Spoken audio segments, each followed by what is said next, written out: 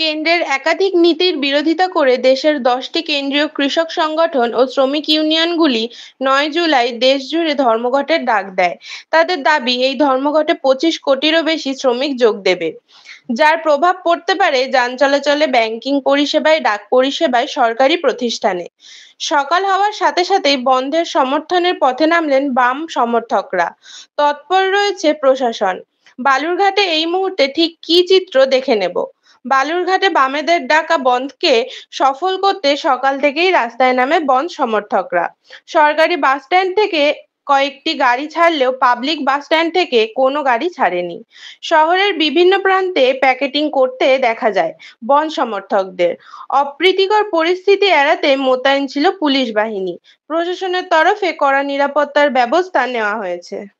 চাকদহ তথা নদিয়ার সর্ববৃহৎ ও স্বনামধন্য দীর্ঘ 25 বছরের সুপ্রতিষ্ঠিত কম্পিউটার শিক্ষা কেন্দ্র ভারত সরকার অনুমোদিত নেহেরু যুব কম্পিউটার শিক্ষা কেন্দ্র। মানে যে কোনো কোর্সে ভর্তি হলেই অ্যাডমিশন ফিসের উপর 50% পর্যন্ত ছাড়। অ্যাডভান্স ডিপ্লোমা কোর্সে ভর্তি হলেই পেয়ে যাবেন 6 মাস থেকে 1 বছরের free spoken English class. Nehru যুব কম্পিউটার।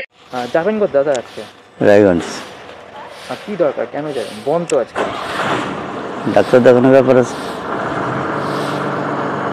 পুলিশ আছে বাস স্ট্যান্ডে? এখানে বালুরঘাটে আছে তো। পরিস্থিতি কি দেখছেন? শান্ত পরিবেশ না? এখনো তো শান্তই দেখতেছি। বন্ধ তো, কিন্তু আপনার হচ্ছে রাস্তায় যদি গাড়িকে আটকে দেয় তাহলে সেক্ষেত্রে কী করবেন? কোনো পরিকল্পনা, কোনো কিছু? এখন কিছু করার মতো এখন কি বুদ্ধি হবে বলা যাচ্ছে না। আর যাবেন কোথায়? রায়গঞ্জ।